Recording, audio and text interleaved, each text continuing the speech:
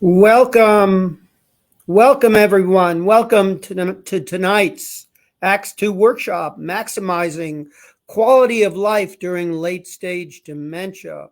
Special focus on hospice care. I'm Dr. Rob Glukoff, servant leader of the Acts 2 project and professor, Florida State University College of Medicine. In case you are unfamiliar with the term Acts 2, it stands for African American Alzheimer's Caregiver Training and Support Project 2. Folks, I am very excited about the focus of tonight's workshop. Hospice services are key in supporting the quality of life of loved ones with dementia during the late stage of the condition. Unfortunately, many caregivers do not receive information from their healthcare providers about the wide range of in-home and facility-based services hospice offers. It is also rare for family caregivers to hear firsthand from a caregiver peer about their experiences in using hospice services. Folks, you definitely will get the inside scoop tonight, not only from a caregiver who used hospice in the home, but also from two pastors with significant hospice leadership responsibilities. Audience participants are strongly encouraged to ask questions and provide input during the course of this workshop. Before I introduce this evening's presenters, I want to recognize our partners who have contributed both guidance and resources in the development of Acts 2's Dementia Caregiver Workshop Series. Acts 2's primary collaborators are the Florida State Primitive Baptist Convention, the Florida General Baptist Convention, the Florida Progressive Missionary and Educational Baptist Convention, the African Methodist Episcopal Church, 11th Episcopal District, and the Florida State University College of Medicine's REACH project. Turning now to tonight's presenters, we have four inspiring speakers: Pastor Dr. Lenny Marshall, Miss Syrita Frinks, Pastor Tracey Mills, and Mrs. Jocelyn Hayden. And I have the distinct privilege of serving as moderator for this evening's workshop. Please permit me to share just a few words about each of our featured speakers. Our first presenter, Dr. Lenny Marshall, was born in New York City. He received a bachelor's degree in social work and a minor in sociology from dual work at Florida A&M and Florida State Universities. Pastor Marshall later obtained a master's in divinity degree from the Interdenominational Theological Seminary and a doctoral degree in family and marriage therapy from Amridge University. He is currently pastor at St. Philip's AME Church in Tallahassee. His journey in hospice care began in 2008.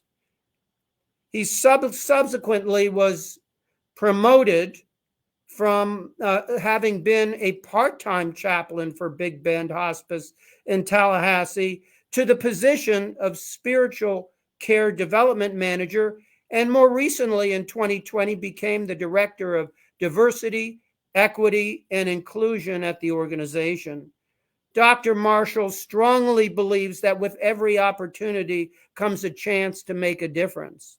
Facilitating improvement in the lives of others is what drives Pastor Marshall in whatever capacity he finds himself. Our second presenter, Syrita Frinks, was raised in Charleston, South Carolina. Syrita graduated with honors from Low Country Academy in 1994 and immediately went out to make her mark in the world of work. She is currently vice president of Sun City Events and Entertainment, as well as the event manager of the famous Ritz Theater and Museum in Jacksonville, Florida. Syrita's caregiver journey began in 2006 when her mother asked for help in moving her cousin Georgia into assisted living. While getting Georgia settled in her new home, her grandmother Essie came to visit for a few weeks. Essie was in her late 80s and had significant mobility and cognitive issues. At that point, Syrita became a family caregiver of 2 family elders with dementia. Our third presenter, Tracey Mills, is pastor of Collins Chapel African Methodist Episcopal Church in Baldwin, Florida, and outreach program manager of Community Hospice and Palliative Care, headquartered in Jacksonville, Florida. She obtained her Bachelor's of Arts degree in Administrative Management at Tennessee Wesleyan University, and later 2 master's degrees from Liberty University, one in Human Services and a second in Divinity Studies. Folks, her community involvement is extensive. Just a few examples. She currently serves as a member of the Alzheimer's Inclusion, Diversity, and Equity Council and the NAACP Health Initiative. Pastor Tracey's hobbies include singing, writing lyrics, and poetry.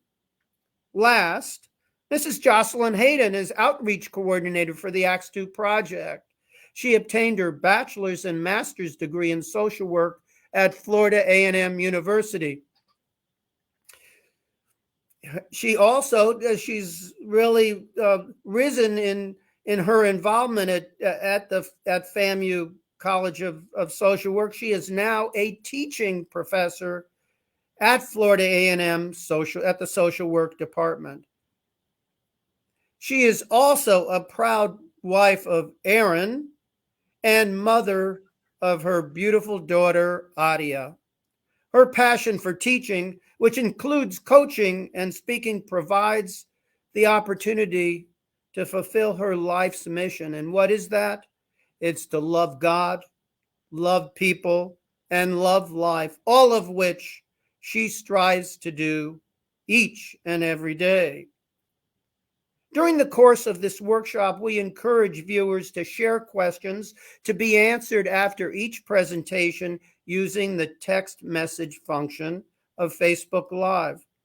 We also will have a 15-minute question and answer period following the last presentation. And now we have Pastor Lenny Marshall.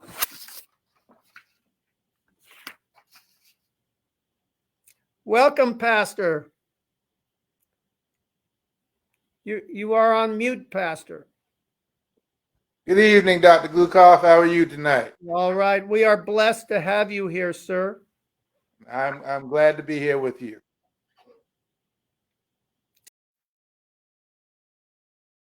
All right. Good evening, everyone. Tonight I'm going to be covering an aspect of hospice care that speaks to faith, and as it relates to dementia and to caregivers. And I entitled this PowerPoint presentation, "Living Life to the Limit by Following Your Faith," because at Hospice, Big Bend Hospice, where I currently work, we definitely believe that there's a direct connection to the trajectory of someone with a dementia diagnosis to one's faith beliefs. So let me expound on that a little further. We believe that your faith, one's faith, supports as much quality of life of the patient and the caregiver as can be expected when one has a diagnosis of dementia. So we'll be going through some slides, and I'll try not to spend too much time on one slide, but I just want to make sure that you get all of the information. So can we have the next slide, please? So let's start off with some information, some background of what our hospice does. We've been doing this for over 35 years. We strive to inspire hope by positively impacting the way our communities experience serious illness or grief. So we seek to inspire one during this time in their life. We know this is a difficult journey at this point in one's life, and so we definitely try to speak to one's strengths. That gives them strengths. We have deep roots throughout 8 counties that we serve. We believe in a holistic approach where we provide quality health care for the whole person.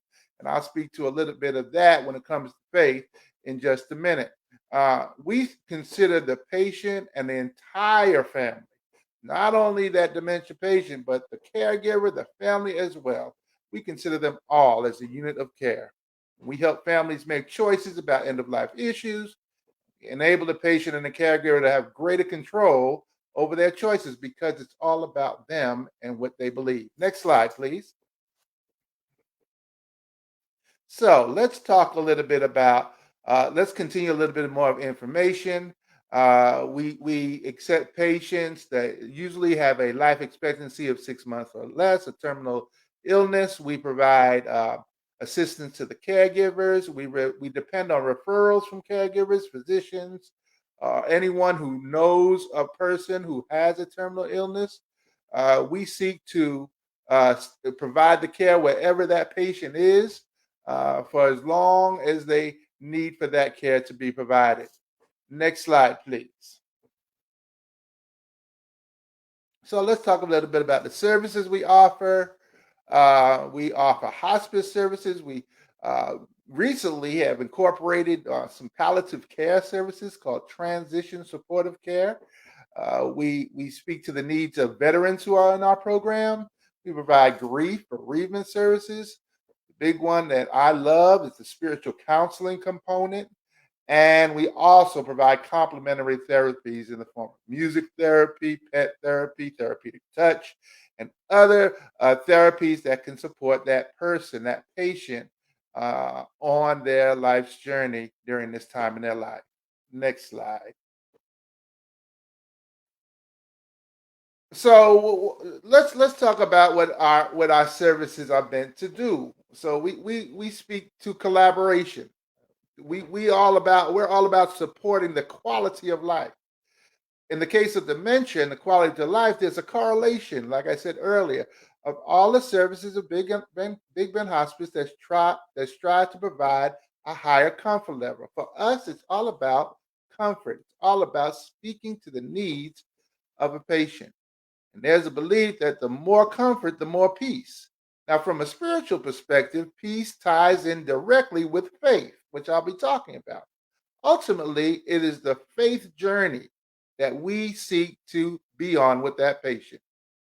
We believe that this faith journey will come with dementia patients to the rescue of our dementia patients and our caregivers. Discovering this faith journey and to walk together with the patient and the caregiver is the ultimate goal of our hospice services, to provide the highest quality of life. To us, it's all about faith. So here you have that picture of walking that journey by supporting one's faith. Next slide, please. So I divided this up into three areas, okay? When we're talking about faith and we're talking about this quality of life for the patient and the caregiver, especially when it comes to dementia, right? And these illnesses that sometimes we cannot see from the outside, because we believe, we know that faith, from my perspective, is the substance of things hoped for, the evidence of things that you cannot see. So you can't necessarily see faith. And sometimes it's hard to see the signs and symptoms of dementia. And so I divide this up into three areas when it comes to faith. So faith developed. And we believe that in the early life, that patients, dementia patients, have incorporated within themselves a belief system that was provided when they very early on in their life, and we try to tap into that, and then we go to the part where after that it's that faith is instilled in that patient. They try to live it out. All right, so we have that faith lived, like little next connection to the next part, which is faith belief. So they're walking in this faith. They're living out this faith that has been instilled in them throughout their life. Then faith believed. At midlife, we believe that, for the majority of people, that belief system, whatever that was instilled in them or whatever they subscribe to, is something that they hold on to. They believe in it. They trust in it. They want it to be there for them when it's needed. So especially during this midlife journey, They tap into what gives life meaning to them, what supports them, what's going to help them. And when the diagnosis of dementia comes along, we believe that that faith belief that has been instilled and lived in that patient carries on with them. During this time, they go from the midlife, they're traveling on this journey to faith shared. They share their beliefs. They maybe go to worship places, houses of worship that support their faith. They surround themselves with people that believe what they believe or support what they believe. And then when they have this diagnosis of dementia, when they come upon this illness, and especially for caregivers and for the patient, they depend on the faith. And that's where we're at when we talk about hospice services, because we understand that a lot of their strength when it comes to dementia depends on what they lean on when it comes to faith. So we call this the faith journey. It's a roadmap created for an intentional part of the plans for one's life. And I came up with that little quote at the bottom. That's how I define that faith journey. Next slide, please.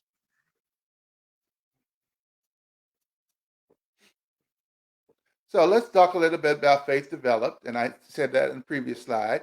Faith introduced, how faith was introduced to that person, that patient, how it was taught. We try to find that out. What religious or spiritual beliefs were attached to that person and very early in their cognitive development, what faith traditions were exposed, and what they gravitated to, because we believe that those beliefs become part of that innermost dementia patient's being that connect one to their creator. And then we try to find out their religious observances. We speak to the special days that are set apart for that dementia patient, for the caregiver. We want to honor that in our services. We want to make sure that they know that to us that's important because it's important to them. In essence, your faith becomes part of who you are in this stage. So it's important that we make sure that we know what's important to that patient, that dementia patient, to that caregiver, because we know it's a part of them and it defines their identity. Next slide. So let's talk about faith lived. All right. So I said that's the second part, right? So when you're living out your faith, especially for this dementia patient, that faith will impact their choices. It'll help them to decide what they want to do from day to day. It shapes their emotions. It drives their decisions. That faith, even for a dementia patient, even for the caregiver, gives them direction. Because it's bad. It's awful enough that you have the diagnosis and you're trying to live with dementia. But now, which direction are you going to go? So we believe that faith, that innermost voice that speaks to you based on what you believe, guides you. And we try to tap into that to help lead you in that direction that you want to go. That faith reminds you of what's important and demonstrates that life is short. So faith, and not to be taken for granted. So even with a diagnosis of dementia, we know that every day is an important day. So we try to make the best of every day for that caregiver, for that patient. We try to be there to strengthen and to encourage them during this time. But most importantly, we believe that faith for that dementia patient and that caregiver teaches love, shows us how to love them, how to appreciate them for who they are. In essence, the faith, we believe, aspect is the voice of how one lives their life. And if we can understand that, then we can understand that voice, then we can provide that much more of quality services to speak to that patient and that caregiver. Next slide.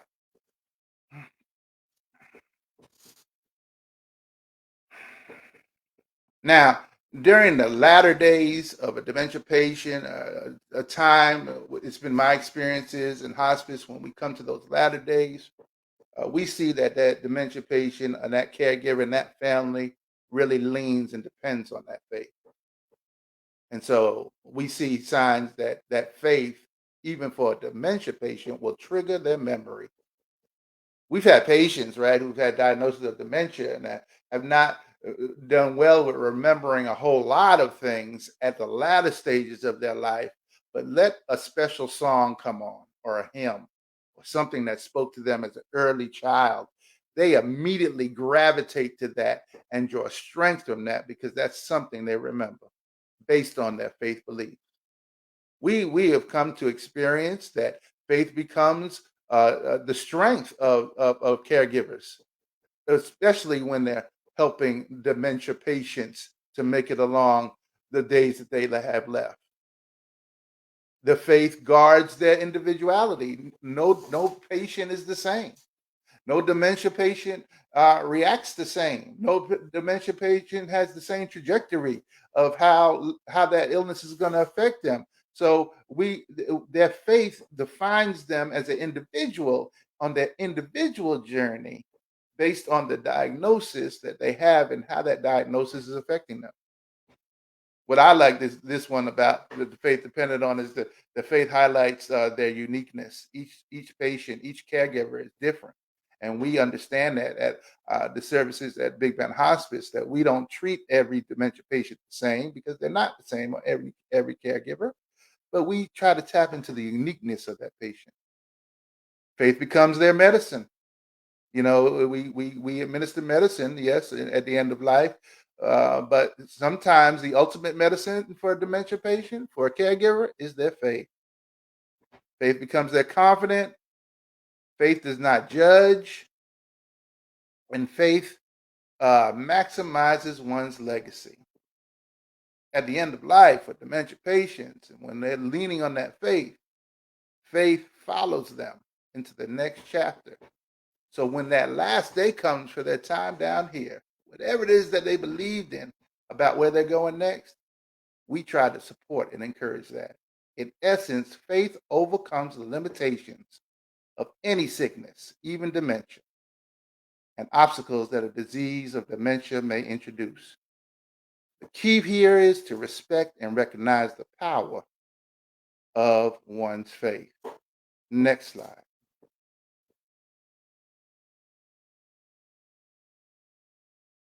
This is my last slide, so I just want to say, as I get ready to wrap up, I think I said this earlier. We walk by faith. I haven't said that. I said faith is the evidence of substance, hope for the evidence of things not seen. But for us, for me, for all of us, I think we all can agree, whatever the faith belief is, whatever that feeds one's spirit, we all can associate ourselves, or we all can connect to this statement. We walk by faith. Dementia patients walk by faith and not by sight. Caregivers walk by faith and not by sight. For us at Big Bend Hospice, our job is to tap into that faith and to walk with them, not by sight. Sometimes we don't see where that faith journey is going to take a dementia patient. Sometimes we don't see where that caregiver is trying to go and providing the best quality care for their loved ones. But whatever it is, we know it's being fueled and energized by what it is that they believe. And it is our job to honor and respect that faith. Because once again, we walk. It's a journey by this faith and not by sight. So I hope that I said something today that's going to help somebody, and from the spiritual aspect of a dementia, of helping a dementia patient and a caregiver on this journey. One thing I failed to realize to mention, I want to mention it real quick, is that we honor the cultural faith beliefs of everyone. As Dr. Blukoff said, I'm the director of diversity, equity, and inclusion. And what I've come to understand in this role is that we have a diverse set of faith. We have a diverse set of cultural faith. One culture may not define faith the same as another culture. So one dementia patient may not define based on their culture what faith is to them, but we honor a diverse culture. We honor a diverse set of faith beliefs. We try to be inclusive in all belief systems and all that someone may believe.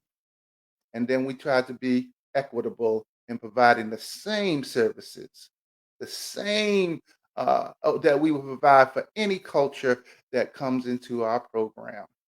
So once again, when we're talking about dementia, we're talking about an inner voice. We're talking about something that we may not necessarily see, but when it comes to faith, we're talking about the same thing. So if we can tie those two together, we can make the experience of the end of life that much better for that patient and that caregiver. Thank you so much.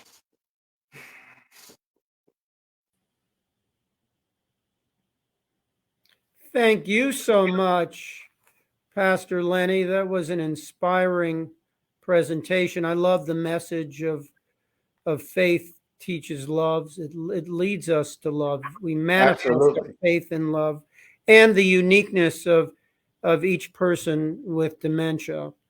Have one question for you, I believe. All righty. SB, here we go. We have one from Jessica Marshall. Mm-hmm. Let me read this to you. What are some ways, Pastor, to reframe the idea of hospice to those who believe that they are to live as long as possible and that God will decide when it is time?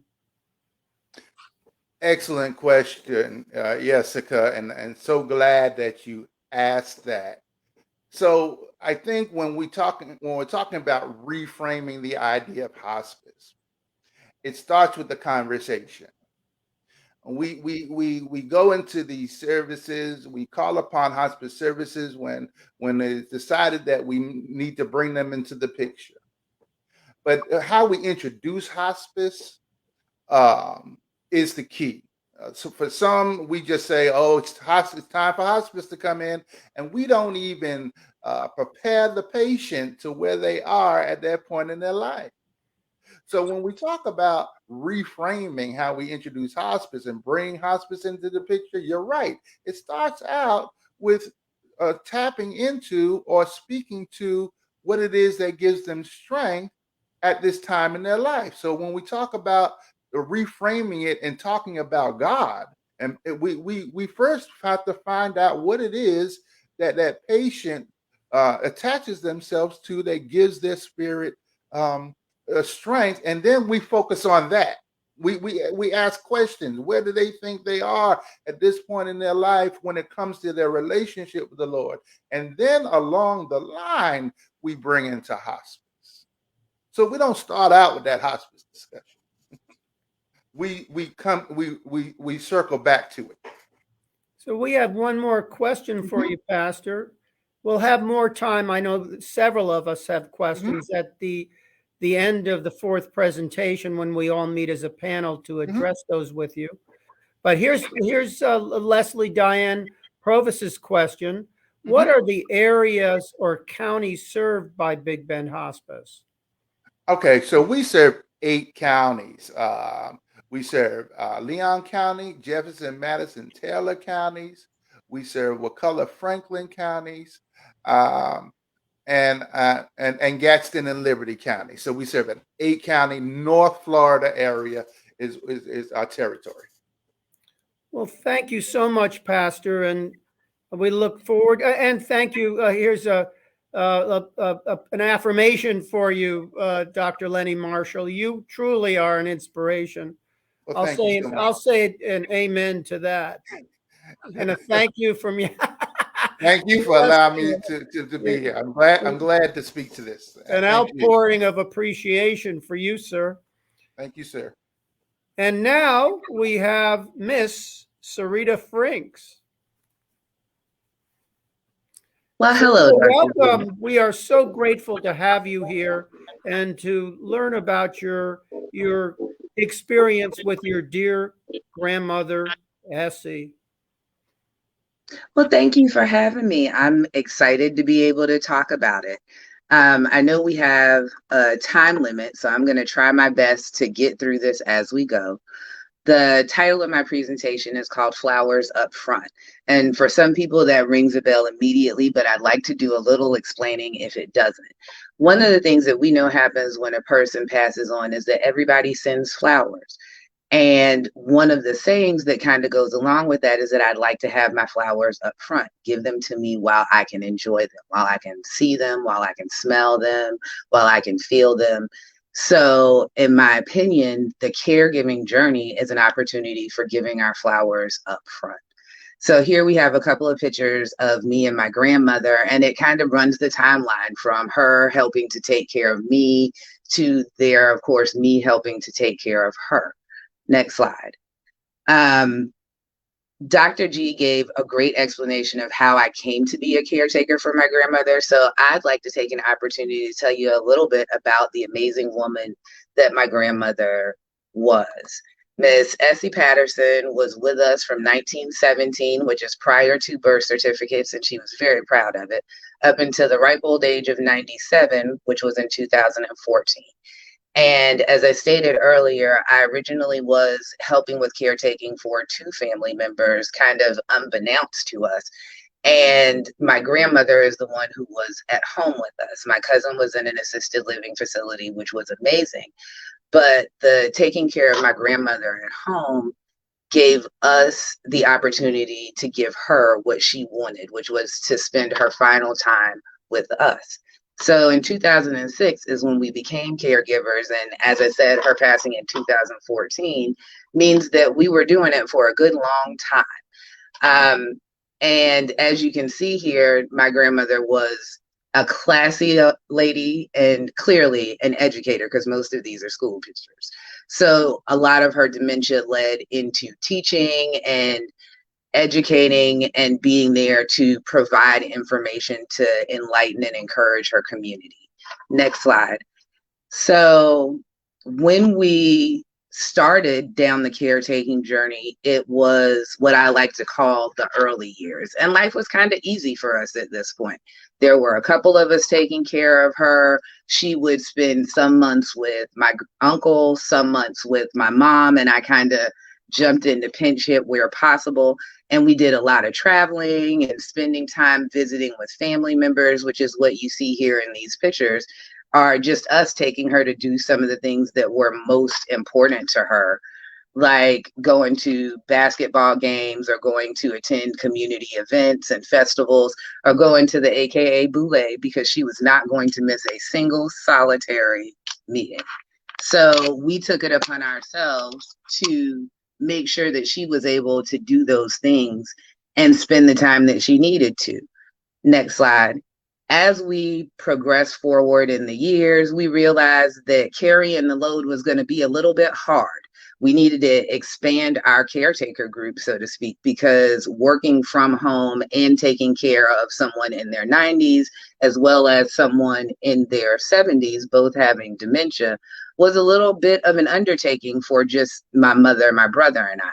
So in these pictures, you can see where we expanded that circle and we continued to do some traveling, continued to do things to keep my grandmother active and in the community. And that bottom right picture there is one of her and my brother after a hard day's work registering voters. My grandmother had always worked at the polls.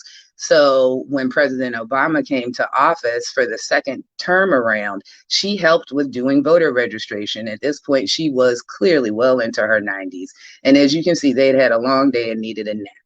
And we all can relate to that as caretakers. Those days are kind of long, and that's the way that you feel. You just want to curl up and get a good nap in. Next slide.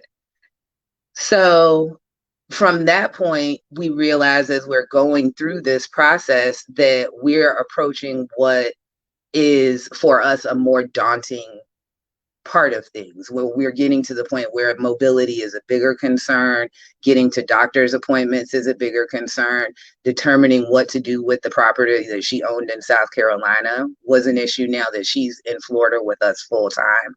And this is where wills, final wishes, and thank God for hospice came into play for our family. And we really thought we had it in hand until Miss Regina Walls, our hospice worker, came in to meet with us, and we realized how much more help there was that was available to us just by taking the time to sit down with her and get an understanding of what the hospice services were, how they would be able to help us, and how they could assist us with getting through some of those other things like the wills and the final wishes and the collecting of memories and stories and recipes, and even the simple things like doctor visits or respite stays, which is when you need a break or they need a break and a change of pace, and there's a facility that's available to take them maybe for a long weekend so that you yourself can have a little bit of time to yourself, which as caretakers we know is amazingly important.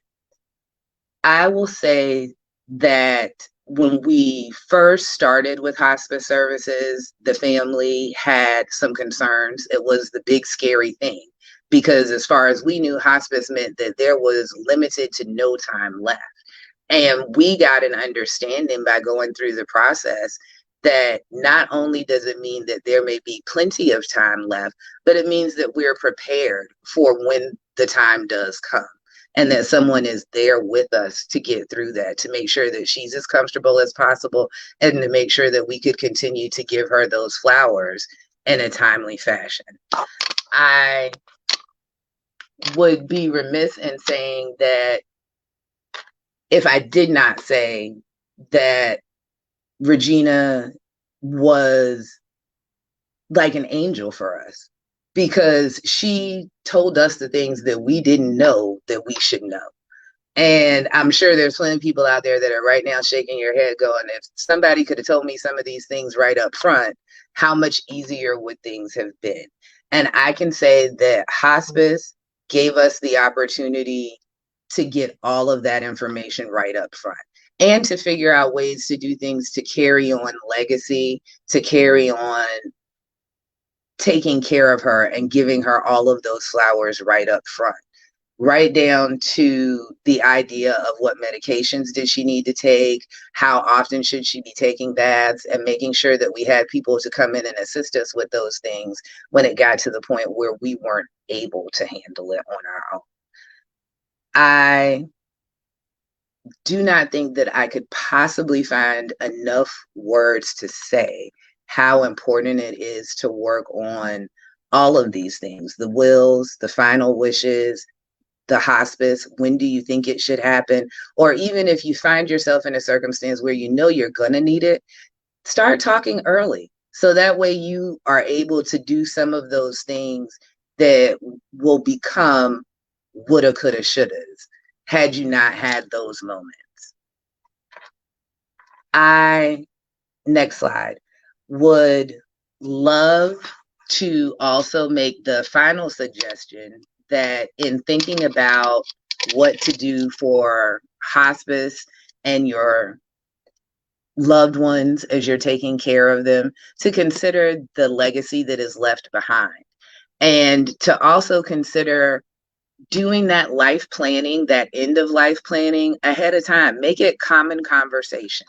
I know that the question was asked, how do we make the hospice discussion something that's a little more simple? In my family, I've become the person that makes sure we do it. We talk about our final wishes. We talk about the wills. We talk about hospice. We talk about where we want to stay. What is it that we want to have happen after we are gone? And we do it much like open enrollment happens at your job. You know, November comes around, and if there's any big changes that need to happen, I send out an email and my family responds. I've become the person that is the keeper of all the documents. So if there's any questions, we're able to answer those right out there in the beginning and get that taken care of. It makes life easier. It makes those conversations easier. And I think as you go through the process, if you start having those conversations as early on as possible, then you're able to make sure that one, your family is well prepared whenever it happens, and two, that your final wishes are met in the way that you want them to be met. So it takes the sting out of the planning. We know that dying is going to happen, but being prepared for it doesn't mean that it happens faster. It just means that when it does, it doesn't knock you as far off your feet as it most possibly could.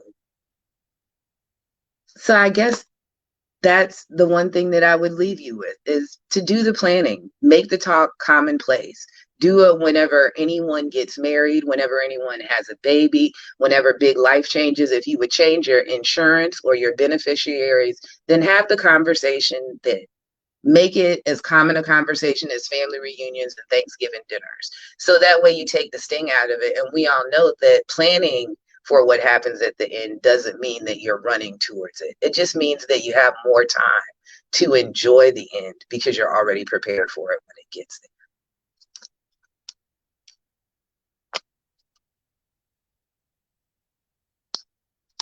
And I think I may have finished a little bit early. So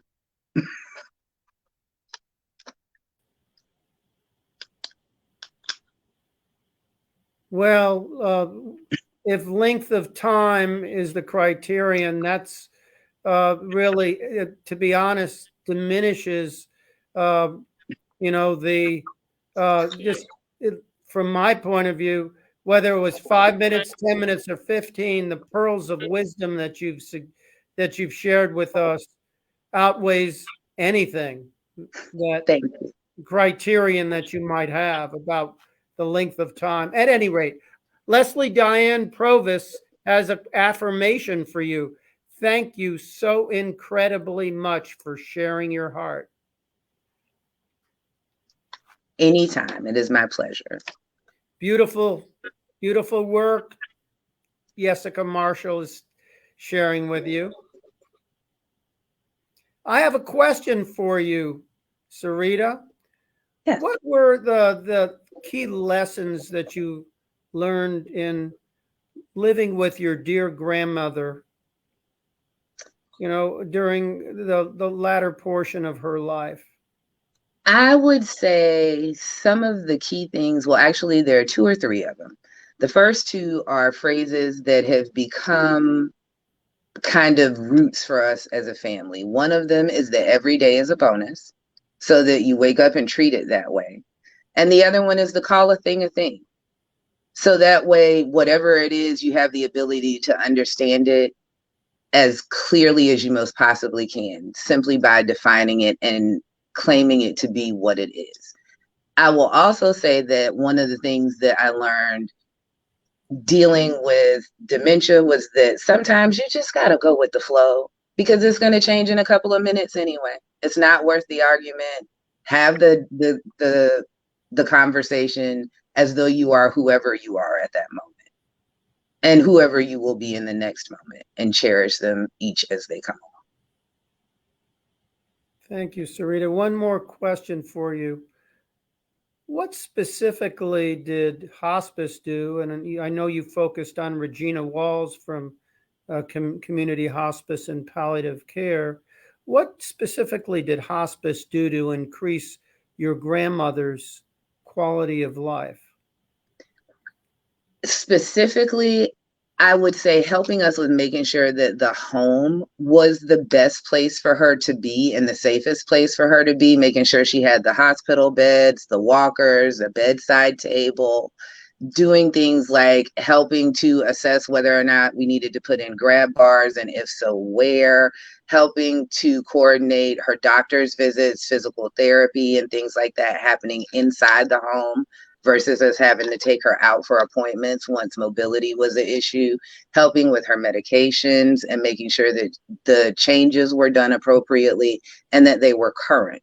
And also helping us with other just information that you wouldn't even think of, like nutritional facts and what's the best machine to actually cut up her food when she forgets to chew.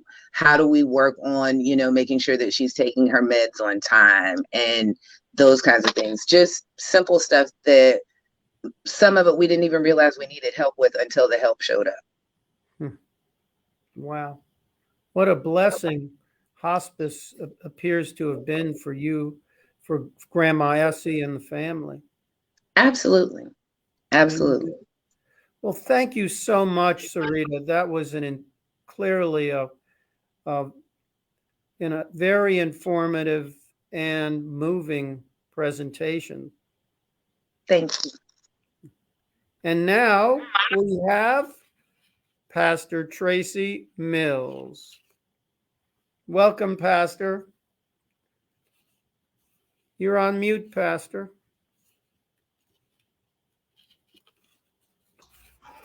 There you go.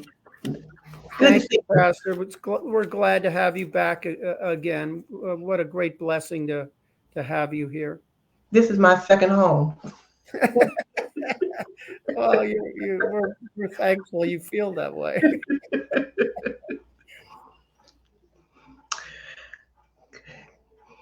Good evening, everyone. It's good to see your face in this virtual space. I am Pastor Tracey. I am with Community Hospice and Palliative Care of Northeast Florida, and I'm glad that you are joining us. Next slide, please. As a child, I would hear the word hospice, and we would visit family members. I would always hear the word hospice. And I thought as a child that hospice was a place for sick people. And I later found out that hospice is for sick people, but hospice is the level of care, the level of comfort care that one receives when they are ill, terminally ill, or chronically ill. And that's what community hospice does. We provide comfort care. Some of the information that I'm sharing, it was already shared with by Dr. Wallace, but I want to share information in reference to as it relates to community hospice. Community hospice and palliative care is a nonprofit organization which provides comfort care and compassionate care for you, your loved one, family, or friend. It is an experimental team that works together. That's the good thing. That's why you receive quality care, because it's a team, not just one individual, but a team that works together. Community hospice has been servicing the community for 43 years. Now, the community hospice actually started in 1979. We serve over 220,000 adults and children in over 16 counties. That's counties in the north central of Florida, Gainesville, Lake City, Palaca, and surrounding communities. We provide a team that can serve you, your loved one, and your family holistically. We can maximize his or her quality of life by providing services. Listen to this, whether you're in a nursing home facility, independent living facility, or in-home nursing care. Services for those who have Medicare, Medicaid, private insurance, no insurance. Guess what? We provide services for you. So even if you don't have insurance, that's no issue for community hospice, because we're a nonprofit and it's all about we're serving you regardless of your economic status. So what services do we provide? We provide services such as palliative care. Now, palliative care is available at any stage of any illness. You can elect palliative care while receiving curative treatment. Palliative care also works alongside with your primary care physician instead of replacing them. Then you have spiritual support, which Dr. Wallace talked about. We have medical equipment and supplies. Then you have bereavement counseling. You have bereavement counseling before, during, and 13 months after your loved one has transitioned. We provide music, speech, massage, and pet therapy. We have dietary counseling for you. We have advanced care planning for you. Now, my question is, if something should happen to you, would your loved one know your wishes? That's a question, right? So then what we do, we help you. We have the information, we have the paperwork so that you and your loved one can make sure that all of that is in order. Community hospice aims to present for you and your loved one. We want to be present for you, your loved one, family, and friend. Your next slide, please. Here's a quote. We must be silent before we can listen. We must listen before we can learn. We must learn before we can prepare. We must prepare before we can serve. We must serve before we can lead. Facing chronic or terminal illness can be taxing mentally, emotionally, and physically. To know that he or she has family and friends present to listen, to serve, to support, and comfort, guess what? That is beneficial. Community hospice and palliative care would like to be a healing present for you, your loved one, and family. Not only does community hospice want to be a healing present, we all should want to be a healing present for those that we love. Next slide, please. Here's a book here. It's called The Art of Being a Healing Presence. This book is a very good book. If you don't mind, I want to say, can we talk? Can we have a conversation? The conversation I want to have is to be present is more than occupying space. I just said something. Being present is more than occupying space. To be present is simple, but it does mean that it's not necessarily easy. So we have to be clear on what we're talking about. Let's be clear that healing is about something more than curing. Healing is more than providing a remedy or fixing something. It's more than eliminating his or her disease, or can I say dis-ease? Next slide, please. Here's a definition for you. The definition of healing presence is the art of being consciously and compassionately in the present moment with another. When you are completely present, you stay aware of each unfolding moment. You give yourself fully to the present, letting go of what was and choosing not to anticipate what will be. So the definition implies that he or she is present and connected to the individual, mind, soul, and spirit. That you and I are physically, mentally, and emotionally, we should be engaged with the individual. That he or she is listening to what is being said without judgment, without any preconceived thought. You are there. In other words, you're all in. Next slide. So what is my story? I'm glad you asked. Nothing is more rewarding to me than serving my congregation, sharing the message of hope, love, compassion, strength, while igniting faith. So, Pastor T, what's your story? Well, about a month ago, I lost my beloved member that she passed. But I remember when she came to Collins Chapel, she announced that she was coming back home. She looked around and saw that my membership was lacking, but she said, Pastor, I'm coming back home and I'm going to bring my family to make sure they join this church. And guess what? They did. Then, as time progressed, her daughter, who was a member of the church, she called and said, Pastor, my mother's in the hospital.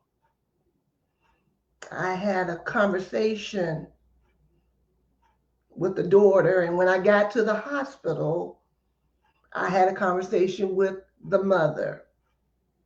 And she was walking and talking, and over a period of time, she ceased communicating, and I began to communicate and listen to her daughter.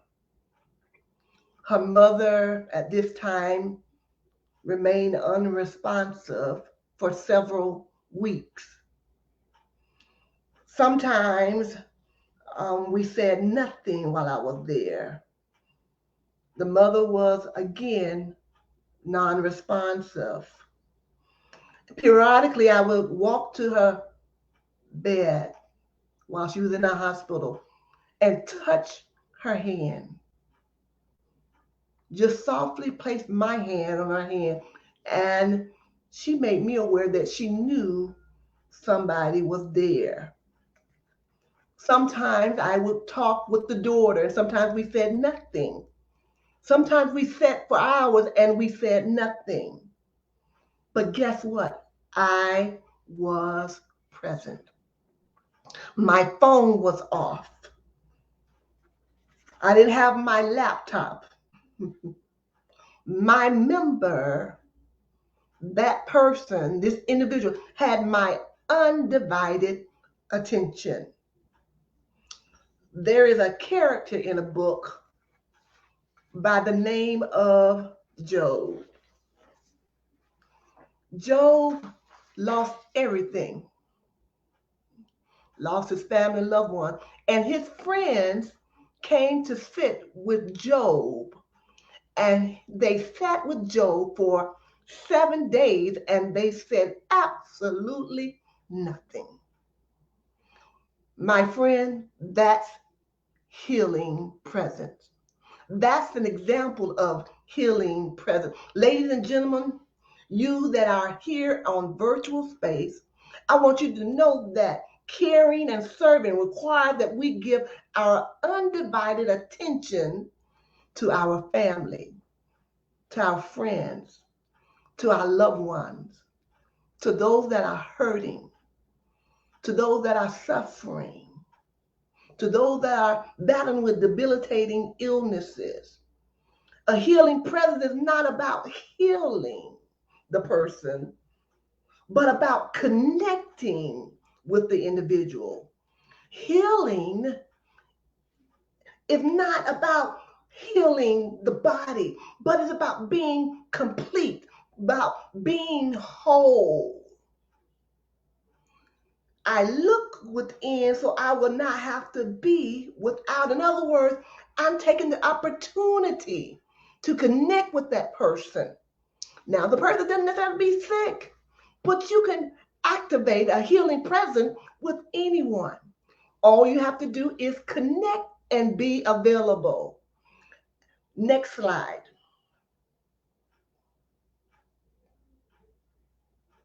So you ask, who can be a healing presence? Good question. Anyone who is willing to be, as I like to say, all in. Anyone who's willing to be present. Anyone who's willing to navigate him or her into their wholeness. Anyone who's willing to open themselves up. Anyone who's willing to be intentional. That's the word. Intentional about being available. Anyone who's willing to show individuals dignity, value, and honor them. Have you noticed that when you go and visit someone who is ill, they are, when you go into the hospital, they are laying down in a bed and you are standing up over them. So therefore, it may present an easiness for them because now they're on their back, but you're looking up. So now what we have to do is become and lower and humble ourselves and get on the same playing field, same level. So we are exercising a healing presence. Anyone who's willing to give what they have, no matter how big or how small it is. Guess what? You don't need a degree in order to be present. You don't have to have permission to be a healing present. Just be present. Next slide. Active listening is more than hearing someone's word. It involves the goal of the understanding the views of that individual, the feelings of that individual, of that person that's speaking. It is being in touch with every gesture. When I was visiting my member, when I touched her hand, they said she won't respond. But when I touched her hand, there was an awareness. Active listening is being attentive, avoiding multitasking. You have to have eye contact. Even when, guess what? You can utilize active listening with your family, with your spouse, with your children. Eye contact, letting them know that I see you and I hear you, and I'm not going to be swayed in another direction. I'm all in. Allow a period of silence. It's not so much what they do say, but sometimes it's about active listening of what they don't say. Have you ever met people that say, I went to school at such and such? That's what they said, but they didn't say they graduated from that school.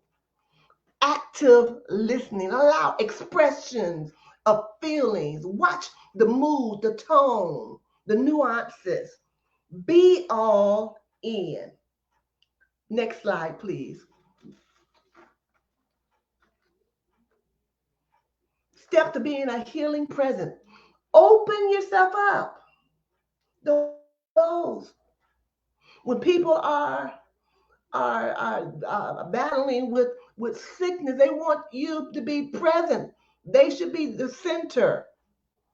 They should be your focus. Open yourself up. Be aware of your surroundings. Are you there, or is your mind somewhere else? Are you there? Are you thinking about what you're going to cook at home? Intend to be a healing presence. Be intentional. Be intentional. Prepare a space. Prepare a space within yourself. In other words, in order to be a healing presence for someone else, you have to become a healing presence for yourself. So while you can't give what you don't have, be a healing presence for yourself so you can be a healing presence for someone else. Prepare a space for self and make room for someone else. I just said something there. I said prepare a space for self and make room for someone else. I'm not preaching, I'm just talking with a lot of excitement. Because when we're dealing with those that are in hospice or dealing with dementia, we have to be all in. We have to be present. We have to be able to hear and be able to be flexible and be able to adjust our schedules for those that we love. Next slide. Listen and silent are spelled with the same letters. Think about it. My time is up, and I thank you for yours.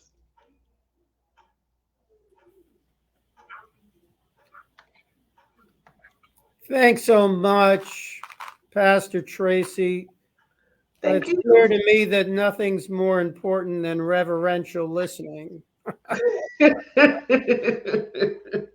We have an affirmation for you. The definition of healing presence was so powerful. Yes. Thank you, Jessica Marshall. Thank you. Thank you. I think we also have a question for you, Pastor. Absolutely. Is there a similar community hospice in or near Pensacola? We go all the way up to McIntosh County, as low as Hernando. We're the north central area is where we are. 16 counties: Coffee, Bacon, Atkinson, Pierce. You name it. We're over 16 counties. So I don't know if that's near. I think what they're wondering is in the Western Panhandle. Okay. Is there a hospice or community hospice or an organization that you might recommend? No, I know that I'm not familiar with that area. Dr. D, I apologize for not doing that, but I do know that we are just the north central area. But it's a lot of hospice you find hospice almost anywhere now. Well, Ms. Provost, we can, if you wish, please give us your contact information in the chat and we'll reach out to you. All right, just a quickie question. Another affirmation for you. You rock the house. Well, you know what I'm going to do, Pastor, is I'm going to shift to Jocelyn Hayden, and I'll keep my question for the panel. discussion. Thank you so much. What Thank you. an amazing presentation. That was great. And now let's hear from Jocelyn Hayden. Hey, Dr. Rob. Thank you. We're looking forward to your presentation, Jocelyn. Glad to be here. All right, so I'm just excited to be here, and we've heard so many amazing speakers. I've learned so much just listening in the background, so thank you all for that. And we'll go to the next slide. So I'm just going to share some information with you about Acts 2 and how we happily serve all of Florida, and we have 3 primary objectives I want to share with you tonight. And so one of those is to increase dementia awareness and to provide knowledge. We do that through presentations, as what we're doing tonight, through social and print media, through workshops at different venues, community faith and elder care services, and so things like that. The second thing that we do, the second goal, is we provide brief telephone-based problem-solving consultation and referral services to African Americans as well as other stakeholders. That's beautiful because since the pandemic, we've kind of broadened our horizons. And so if you're not African American caregiver, but you're a caregiver, we can still help you to solve that problem or to help you over the phone, briefly consult or offer referrals in your community. And so we're here for you, period. And so the third objective that we offer is we want to provide faith integrated skill training and support to distressed African American caregivers. And that's one of the ones that I love the best. So let's go to the next slide to talk about that a little bit more. All right, and so our Acts 12 session program is one of my favorites because I get to sometimes facilitate that program. And so in the program, you have 12 skill building sessions and you have 5 individual sessions. And in each session, you have 3 amazing caregivers. So it's not just you, but you also have 2 other people that can help you with wisdom, help you through the phases of caregiving with your loved one. And so each session is delivered weekly over the telephone and it's toll free. So it makes it also convenient for you. It's via the phone, via a trained lay pastoral care facilitator. Okay, and I love that. And I also enjoy that those 5 individual sessions we mentioned earlier, those sessions are really for goal setting. They help you solve problems, whether personal, whether with your care recipient. So that's also amazing. Next slide, please. Now, this part is near and dear to my heart as a facilitator because we kind of dig a little bit deeper into what those modules or those skills, those trainings look like. And so one of those things will be basic characteristics of dementia. And when I say basic, sometimes we feel like, oh my gosh, am I forgetting? I don't know where my keys are. I remember being on my telephone and thinking, where is my cell phone at? And so those things are normal forgetting. That is okay. So we go over dementia 101 and what it looks like. Now, like Syrita mentioned earlier, now if your mom is one of those jazzy, love to get dressed, hat, gloves, matching purse, matching shoes, matching suit every Sunday, and then she forgets what that looks like, or she no longer does that, then that's something we want to look into, okay? I remember facilitating a group with relaxation, and it was 2 caregivers in that group, and we just kind of read an exercise very softly, very calmly, and they listened, and it was very quiet in the background. And the caregiver went to sleep. She had not relaxed in so long. So we teach you how to do that. How do I relax? How do I be calm as a caregiver? There's so much going on around me. Effective thinking, right? The difference in effective and effective is our response. How am I responding to the way I'm thinking? Thoughts come in our mind automatically, so quick, but how do I respond? How do I get to point A and then get to point B, and then hopefully at C, I can change my consequence. So point A may be, I'm waking up, it's Monday morning, I just don't feel it, I don't want to be here, oh gosh, it's Monday, right? That's A. But I can get to B, and I have 2 options. I can either respond and say, oh, here we go, let's get ready for work, let me get my coffee, it's Monday. Or I can say, you know what, I am happy to see today, let's get it moving. And so my C changes based off my B. And so we're working with how to think effectively, how do we respond in a better manner. Okay, next slide, please. And another one that I love too is building in pleasant daily activities. That is important. If you are a caregiver or not, you need those breaks. And so for me, I love just walking and praying. You know, if that's 15 minutes a day, or listen to gospel music, or having a treat, or just sitting down and breathing, meditating, taking some breaths. And so we help with the caregiver. Hey, you need a break. You need to make sure that you have time for yourself. I think Pastor Tracey mentioned that too. It's hard for me to care for anybody if I'm not taking care of myself. And so we really encourage that. It helps your emotional well-being. It helps you to be able to calm down, helps you to be able to just deal with another day, another hour, another minute, even to go day by day. And so we really push building those times to be able to sit down and listen. We also really incorporate in our sessions, which I love too, is communicating effectively with a care partner or either with a family or health professional. That's important because we're learning how to be assertive, how to speak our truth and love with respect, not passive. Well, I don't say anything. Oh, woe is me. I don't want to, ruffle any feathers, or I don't want to be either aggressive where I'm just disrespectful or I'm just saying what I want to say. But I want to be assertive. How can I effectively communicate what I need to these people? And so we teach those. And we also teach developing effective problem-solving skills through personal goal setting. And that goes back to that 5 session we talked about earlier. You get 5 one-on-one sessions with your facilitator to help you with those personal goals, to help you walk through for 5 sessions from A to Z. How do I get there? And what do I do in between as you talk it through with the facilitator that's trained over the phone? Isn't that awesome? So that's a big part of our modules. Next slide. And so I want to share with you a few of our resources. You can find us on our website too.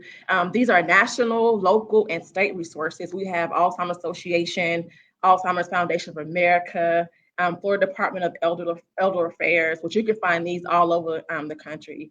Elder Helpline, Elder Care Locator, and Alzheimer's Disease Education and Referral Center. These are great because they have websites and toll-free numbers. So I know somebody mentioned, hey, is this in Pensacola? You're going to find these everywhere that you need them. And so these are great resources for you as well. So next slide. All right. And so this is really important. One of the reasons that we're here is to hear information, but also we want to make sure that you have a gate or you can walk through a door as well that we can help you with. And so with ACTS, we have several ways to contact us. We have our toll-free number, 1-866-778-2724, our local number here in Tallahassee and surrounding counties. You can email our coordinator, who's amazing, Tomeka Norton at tnnorton@fsu.edu, and our amazing website. And so let's go to the website really quickly to walk you through some of those tabs, so you know kind of what to do when you get there. So let's pull it up. Let's go ahead and click the link on the website.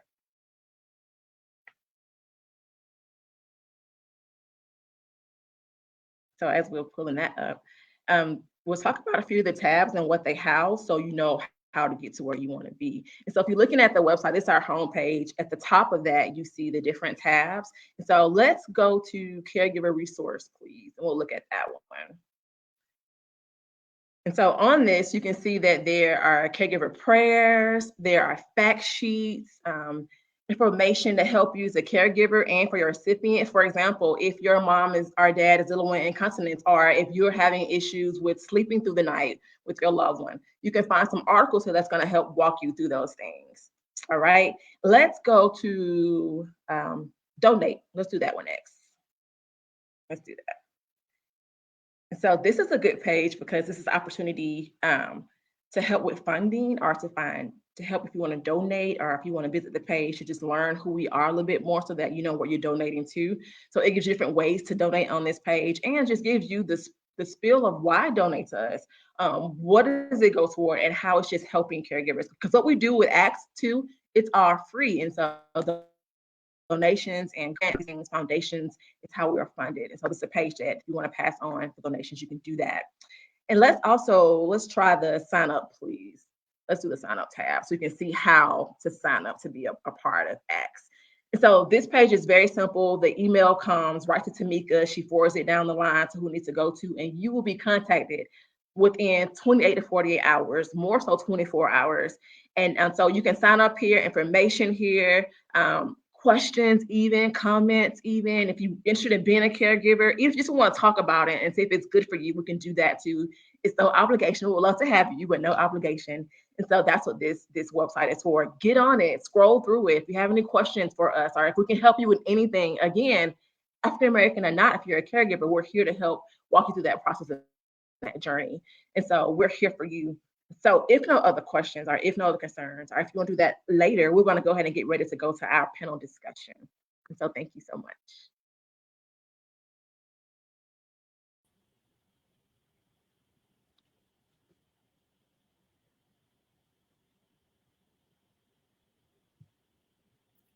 Well, thank you so much, each of you, for your outstanding presentations.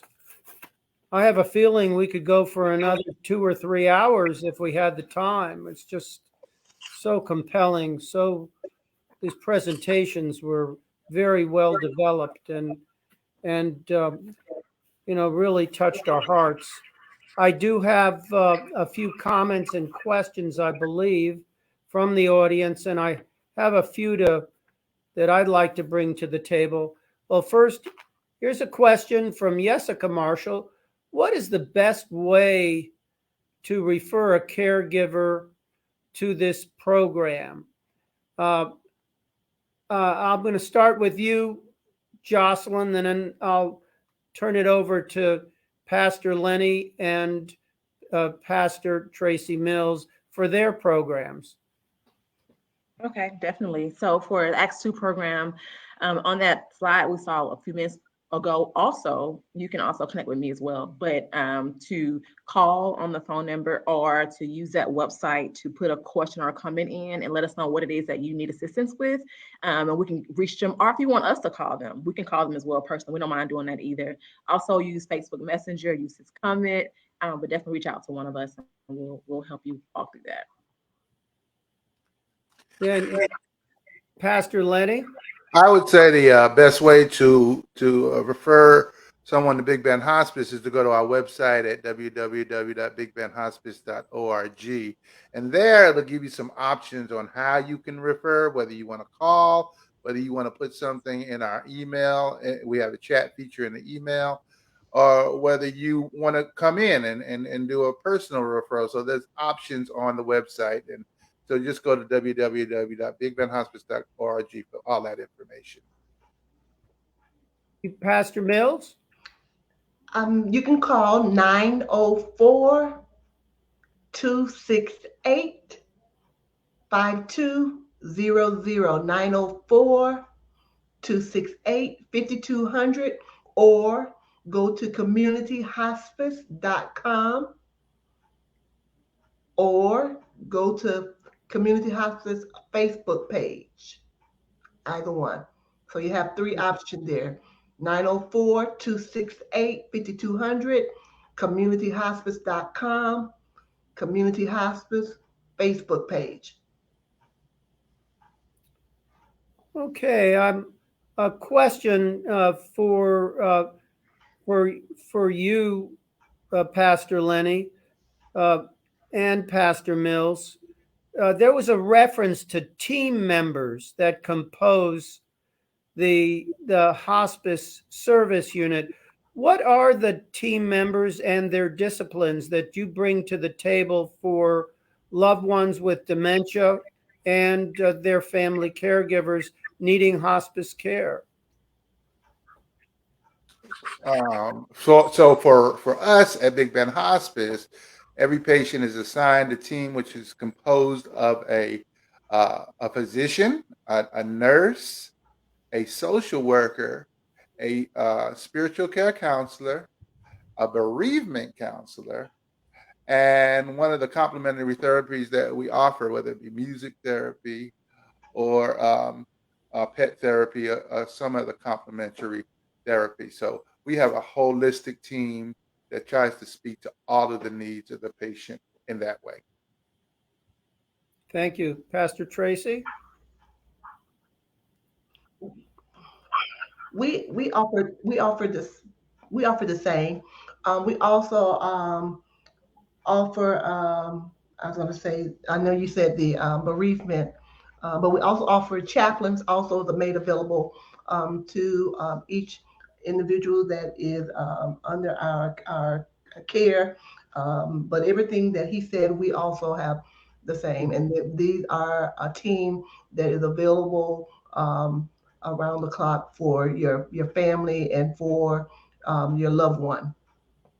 Yeah, I have a question for Syrita Frinks. Oh, we have Jessica. Go ahead, bring on Jessica's first, and then I'll ask Syrita.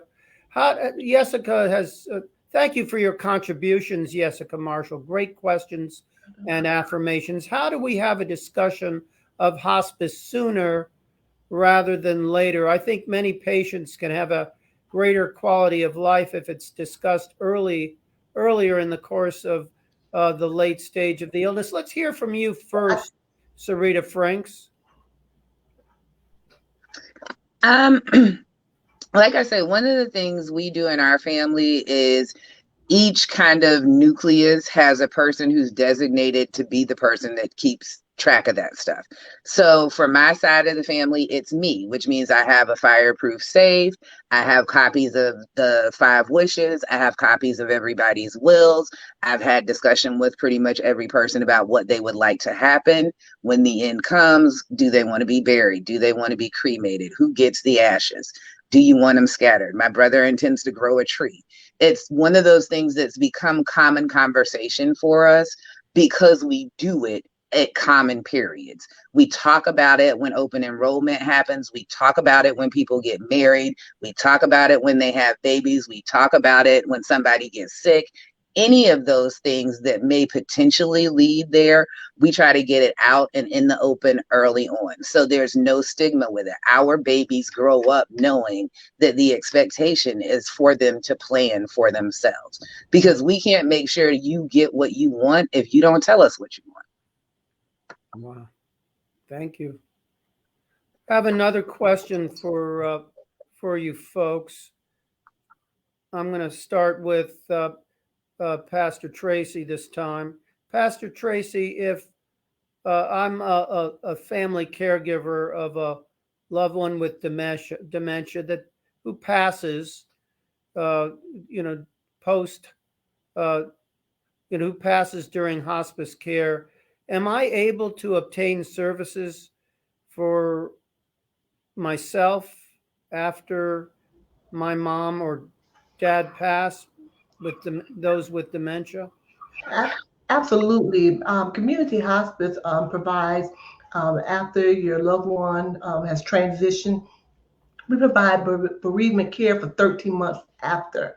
So therefore, you and your loved ones, your family, have access to talk with a counselor. And the counselors at community hospice, they send letters, make phone calls, and then you also can come in and have a session to help you go through that grieving process. So yes, it is made available to you and your loved one, your family. Yeah, absolutely. Dr. Marshall, same question. So, Dr. Glucko, can you repeat that question for me? Yeah, what if a caregiver whose loved one passes, are there services available to the caregiver for bereavement following the loss of their loved one in hospice? Absolutely. So during that, of course, we know that is the most difficult time of the process, is that end of life. And so we ensure that we have those bereavement counselors, and what we do at Big Bend Hospice is we do some cross training for all the team. So all the team is equipped to provide this grief counseling or these grief services in different forms to help that caregiver who's left to deal with that with that loss. So we take those services very seriously, because we understand at that point, when that patient leaves, when that patient passes, the most crucial point of the whole process is our response to that. And we have to make sure that we have those grief services in different forms that look differently, whether it be spiritual grief counseling, or whether it be social grief counseling, or whether it's from one of our nurses, because we don't know what the need is going to be, but we make sure that we're prepared to provide it, whatever it is. No, I wanted to ask you, Jocelyn Hayden, as a facilitator for Acts 2 in your group, after the program ends or services are provided, what happens for the caregiver after that point? Can they still remain in touch with Acts 2? Definitely. We actually encourage it if the caregiver would like to keep in contact with the facilitator so that we know what's going on. We can help throughout the rest of the journey through the phases. We can know what's going on with their recipient as well. And so we actually encourage that if they don't mind. Okay, thank you. I know that we've gone for a little while here. It's 26 after 8. It's been just a very moving workshop. I was personally touched. I think we do have time for one final thought from each of you. Your final thought, please, Syrita Frinks. Take the lead and make it a normal thing to talk about what happens when we get to the end. And remember that every day is a bonus. Jocelyn Hayden. I think mine comes to everybody else's is just take care of self, enjoy what you can in that process, and just don't take that loved one for granted. Thank you. Pastor Tracey Mills. You're on mute. There you go. Be a healing presence for yourself so that you can be a healing presence for someone else. Amen. Thank you. And Pastor Marshall, final thought, please. I would say that holistic living directly equates to holistic planning. So let us plan to live the best life we can. So when that time comes for us to leave, we're ready to go. I have a final thought. I just wanted to thank the panelists for the time and energy that they put into making this one outstanding workshop in an area that is largely neglected in, to be quite frank, in the dementia care domain. We need to hear more about hospice, palliative care, and I'd like to punctuate the importance of hearing from the caregiver herself and judicatory leaders, pastors who are working in the community of hospice care, who are speaking to the needs of the Black community that needs to understand and needs to be fully aware of the efforts that are being made in the hospice care community to be culturally responsive to the needs of minority persons with dementia and their family members. So I just thank you for this important workshop. Just a plug. Oh, here's Leslie Diane Provis. She also wants to give a thank you to Tomeka Norton-Brown for keeping connected. We thank you, Leslie Diane Provis, for being connected to us. A little plug for our next workshop. I think you might find this interesting. Our next workshop will focus on creative caregiving, particularly using innovative ways to meet the needs of loved ones with dementia while enhancing self-care. And we soon will announce the date for this workshop in the Acts to Caregiver Project Facebook work site. Thank you once again to our panelists. Thank you to the audience. Thank you to Jessica Marshall and to the other contributors. I also want to thank Miss Espy Nadombe, and Melissa Powell. If I don't know if you're comfortable with this or not, but please give a handshake to the audience. Can you join us?